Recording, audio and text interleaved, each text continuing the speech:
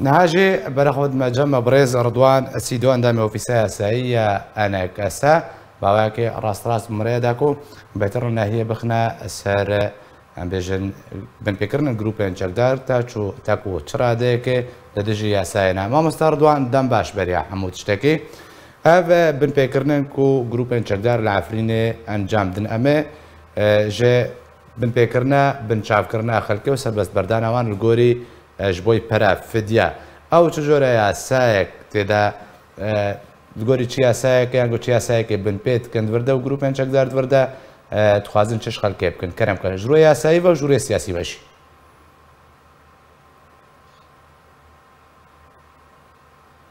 ئێوار باش بڕاستی ئەف گروپێ چەکدار گرێدای ترکی ئێنا خۆدەکەن و ناتسووری ji destpêka derbasî lêbûnê hawa nadikin binpêkir nadikin çi xelkê direvînin ji gotiyê pêkirinê girtinê kuştinê bi rastî min guhdar kir ev encumena niştimanî Kurd bi dehê daxuyana derxistin û şermezar kirin ev kesana kesê Efrînê ev grûpê çekdar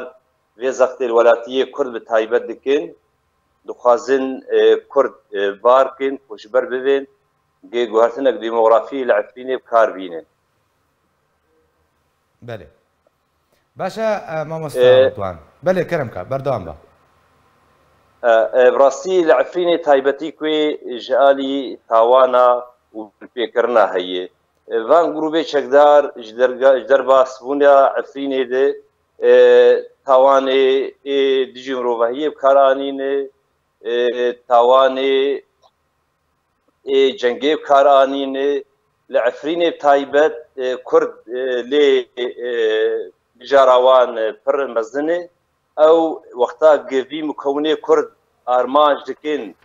û wan digirin wan talan dikin wan dikujin ev kesana wek dibêje li wan tê civcîkirin tawanê cengê ceraim herb li wan tebikê ceraim didel insaniye ji aliyê din dê tivegere tilê binere cerîmet îbade cemaîye bi kar tê wexta tê mukewin kî armanc dike digire dikuje dixwaze evana barkin guhertinek demografî çêke cerîmet îbade cemaîye jî wek dibêje li Efrînê bi taybet bi kar tê. باشە مامۆستا ڕدوان ینی پرسە گرنگ دێ وردا ئەوە تا تاوانن وە بە تاوانن جەنگی بنافکردن ji ber çê em bêjin li ser asta navdewletî li ser asta herêmî sinûrek ji bo wan nayê danîn û encamderin ve tawanên cengî yên dijî mirovatiyê nayê danîn û ew encamder nayêne sizadan sedem jê çi ye ku Efrîn hatiye piştgûhê xistin bi rastî dewleta Tirk li dûyê dewleta Tirkiyê ev dewletê din ê wek dibêje xwedîbhêz destwêrdanê wan di pirzgirêka Sûrî de heye bercewendiyê wan bi Tirkar hene wexta wek dibêje van grûpa û van tawana wek dibêje gelekî şermezar nakin kar nakin gisînorkî ji yer deynin naxwazin li alîkî wek dibêje Tirka bêjin yani têkeliya xwe Tirkar nexweş bikin evana wek dibêje girêdayîn bercewendiyê van dewletar e ima ji aliyê din de bi rastî çi rêxistinê xwecayî hebe rêxistinê navdewletî mafên mirova evana wek dibêje wan binpêkirina wan tawana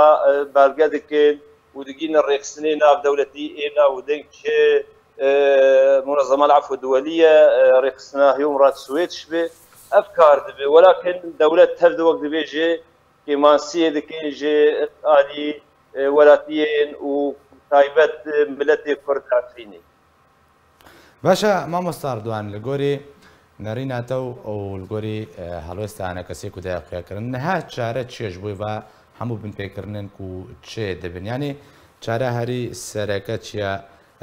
وڵاتێن ناودەوڵەتی چارێ بینن ئەنە کەسەوەی چارێ بچڕەنگیت بینێ ئیبڕاستی ئەف کارێ دەبێ چ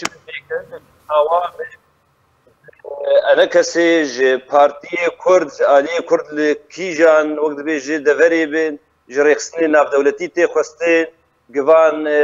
بن بيكرنافان توانا بالغا بكين وشرمزار بكين ودنجي بجينن فان دولتي ايج